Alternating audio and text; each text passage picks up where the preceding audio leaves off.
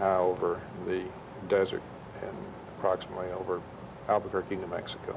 This was observed for 15 minutes. 3 of us observed it. Mm-hmm. I've been present when several other observations were made that I personally didn't see, but were witnessed by several good observers who were in the area. Carla, how about you? Have you ever come across a UFO? As a matter of fact, as long as I've been in this research full time, I never have seen a UFO. Once I saw a wonderful, lighted, what looked like a disc coming down very close to me, and I thought, I've finally seen it. And then it flashed out like a little computer. I am not a UFO. I am the Goodyear blimp. So I'm still waiting for my first one. I have seen things I couldn't explain, but like Don, I feel too deeply about the subject and feel that they are real to simply say I saw a UFO because I saw something I couldn't quite make out. What do you say to somebody that just comes up and says, I don't believe any of it? What's your first argument? It's all right. I have no argument. If you don't want to believe in UFOs, fine. If you're interested in it, I'll tell you anything I know. Interestingly enough, J. Allen Hynek, who is a fantastically great researcher and has done a lot of really sound work in this field, sent a questionnaire out to about 100 scientists recently. At the top of the questionnaire was a small fact sheet about 1 or 2 pages and described some of the well-known sightings. Then there was a questionnaire, and the question was, had you ever heard about any of this, and are you interested in knowing more? All of the scientists that replied said they didn't know, and they would really love to hear more. They're astronomers. They didn't know these things were happening. And that's the way most people are who don't believe in UFOs. They really don't know the data. Okay. Line 4, you're on Open Up.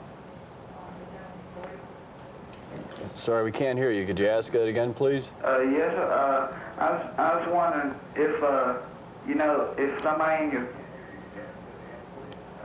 Don't listen to the TV, sir. Listen through the telephone. We're on a delay. Family had a... See, so we get one of these a week. Just listen through your telephone, sir. I'm going to have to cut him off. We can't get to his question. He just can't figure it out. I don't know what he's going to ask you about a UFO if he can't figure the delay out. How many, on the percentage of sightings, how many are actually real and how many, because you always hear the old swamp gas thing. Oh, well, I would say I've reported UFOs a large number, or a large percentage. I couldn't guess what percentage, just weather balloons or normal phenomena. We're not really interested in the ones that can be mistaken for something. The ones that I'm interested in are the ones that can't be mistaken for anything but a UFO. Like a ship lands, an entity gets out, he talks to you, he invites you in the craft, you go in, you have an experience, you get certain information from him. This happens so many times, and it's happening so often now, that we don't have to worry about, well, is that a UFO or not? Is that a weather balloon? That's unimportant. When you say it happens so often, like what? Well, a week you hear of one? Well, about 3 years ago, there were 2,000 good cases like this, and they're increasing now.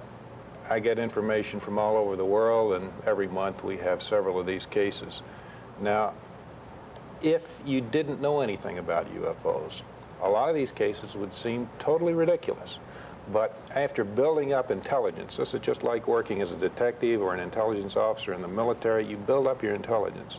And then when you get a report, you know what to look for, you know the questions to ask, and you see that these things form a pattern, and you begin to recognize the puzzle pieces. Years ago, you know, it took me a long time to fit a piece into the puzzle. Now, each piece makes sense. It goes into the puzzle. Of course, every once in a while, you get a piece that makes absolutely no sense at all. We don't know whether that's a hoax, invalid, or whether it's a new piece of data that we don't know how to use yet. What's an example of somebody that, what did they see when they got on the ship, or went for a ride, or whatever they do when they get on there? Give you the case of Sergeant Moody. This was 2 years ago at Alamogordo, New Mexico. He was out watching a small meteor shower all by himself in the desert, standing outside his car, when a disc-shaped ship came down and landed in front of the car. He was scared to death. but he couldn't move. An entity about 4.5 feet tall, humanoid, got out, walked over to him, and touched him. When the entity touched him, Sergeant Moody lost all fear. He then communicated, not verbally, but telepathically. This is 90% of the cases, the communication is said to be telepathic. The entity took him on board the ship, and Moody asked to see the drive unit. He was taken down below and shown the drive unit. The way he described the drive unit was what I would have expected. It made sense from what I already knew. Now, Sergeant Moody was very, very reluctant to tell anybody about this. He found that he had to contact somebody, and he contacted APRO, the Aerial Phenomenal Research Organization in Tucson, Arizona. He is still keeping this covered up. I mean, he's in the Air Force. He's a career Air Force sergeant, and he doesn't want the information out. Since there are a number of Sergeant Moody's in the Air Force, we're not really giving away anything by saying that. Would seem to me if you had come across a thing like that, you'd be scared to death after it happened. He was, but when the first thing that he said in the interview was that when the entity touched him, he lost all fear. That's a puzzle piece. That's one we know. We know that that happens time and time again. So this is not surprising. Another thing that I'm wondering about, if these people run into these different UFOs, I imagine each one is a little different, right? Oh, each story? Yes, indeed. Okay, where are they coming from? What planets? Or we don't know. Well, first let me say that 60% of the humanoids reported that are occupants are approximately 4.5 feet tall. They look like us. They have 5 fingers on their hand. They are obviously not from Earth. If one got on the bus, you'd know that he wasn't from around here. 14% look enough like us that they could get on the bus and never be noticed. Then the rest of the percentage varies from 3 feet tall to up to 15, 18 feet tall. They're a very wide range. We suspect that they come from several hundred different places in this galaxy and possibly outside the galaxy. Now, the question is always asked, well, how can they do this and why don't they leave traces behind? Well, they do leave traces behind. There are over 1,000 landing trace evidence cases now where landing traces have been examined. There are 80,000 bits of evidence in Northwestern University's computer. They can now tell when a ship lands. They can measure the tripod marks or whatever marks it makes on the ground. From those marks, they can tell what the ship looks like. They know what the witness is going to say before they interview the witness, simply by measuring the marks. There's enough data now. Now, who are we saying does all this research? Well, this is CUFO, Center for UFO Studies. This is headed by J. Allen Hynek. That's nothing to do with the government, right? No. J. Allen Hynek was the consultant on the movie Close Encounters of the Third Kind. He is professor of astronomy at Northwestern University. He was chief consultant, civilian consultant to the Air Force from 1948 to 1968. He's the dean of ufology in the United States. Now, there is another aspect to the UFO that, since we don't have too much time on the program, I'll just jump right into. The reason why these things are elusive, why they leave these traces and then we can't track them down. They not only come from different places in space, from our point of view, they come from different places in time.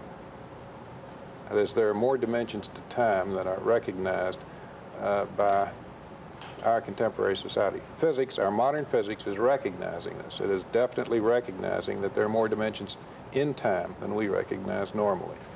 It's not at all off the wall for a physicist, an orthodox physicist in a university today, to recognize the fact that the dimensions, the normal 3 dimensions of space and 1 of time, is not a correct solution to our universe. And so the fact that these ships travel not only in space but also in time is saying from the future back. I mean, well, coming from the future. No, it's more than that. Just to say time has a past and future is not enough. You have to say that time has a field similar to space. If we can move three-dimensionally in space, we can move three-dimensionally in time. And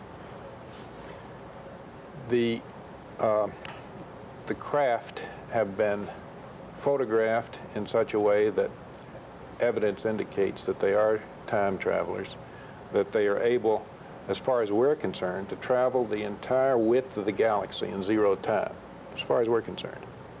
So we don't have the limitation of thinking, well, if light goes at 186,000 miles per second, it's going to take forever, 100,000 years to get across the galaxy.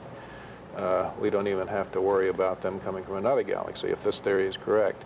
And there are a lot of people now that are supporting this theory, that these craft are, you might say, materializing in our space just the way this television picture materializes in your living room.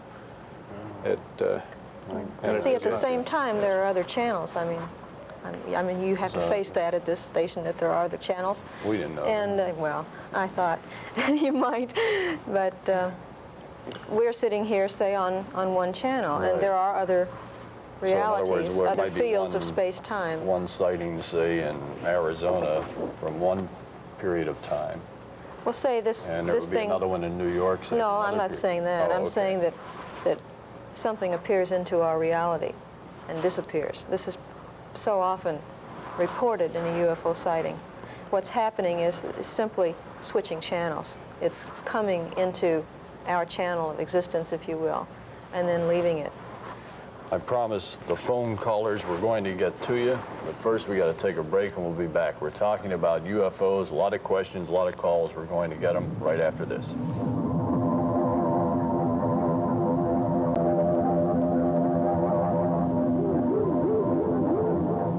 That's some UFO music for you. There's the book that is written by Mr. Don Elkins and Ms. Carla Rueckert, our guests, on Open Up this morning. We did promise to take phone calls. We got a bunch of them. Let's go to line 2. You're on Open Up. Yes, I'd like to know if you have found any similarities between the Bible and UFO. You wanted to get into that? Well, that's not really my area of expertise. There have been several books written about the Bible and UFOs.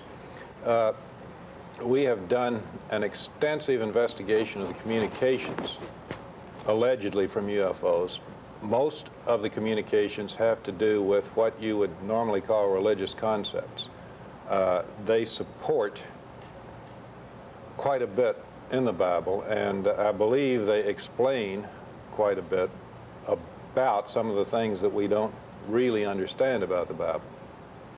Okay, I hope that answered your question. What would you do if one came to you? I'd say take me to your leader. Really, you don't think you'd be scared? They'd have a difficult time getting me. Is that your goal, is to come across No, I wouldn't say that that's my goal. My goal is to find out as much as I possibly can. Of course, that would be one of the best ways. And if I ever get the chance, I'll make a beeline in the door. Okay. Line 4, you're on Open Up. I wanted to ask him about, since they knew Puharich, I wanted to ask him about Spectra, who, you know, the spaceship that Geller was supposedly on, and about the car teleporting, and Geller teleporting in New York, and a car supposedly being teleported in Ray Sanford's car in Texas. Right. Okay. I know Apparently you're Ray. familiar with that, huh? I know Ray, I know Uri, it all happens. I've seen objects move by themselves. I've had bottles fly across the room, keys bend, all sorts of things happen. I've observed all these phenomena. They're real. Geller was teleported from in front of Dan Waddell's apartment. I was just with Dan yesterday, and Dan's also in Mexico. Geller disappeared and reappeared 35 miles north up at Ossining, fell through Puharich's screen door. As a matter of fact, it fell about 9 feet up, almost at the top of the screening before the roof. And Dr. Puharich didn't want to have it fixed. He kept saying, well, I wanted to show that it's really there, but unfortunately the other people working with him insisted on having it fixed. Now, we're talking a lot about, or is it Uri? Uri Geller. Geller, and can we get a little background on just who he is? Well, Uri Geller is the famous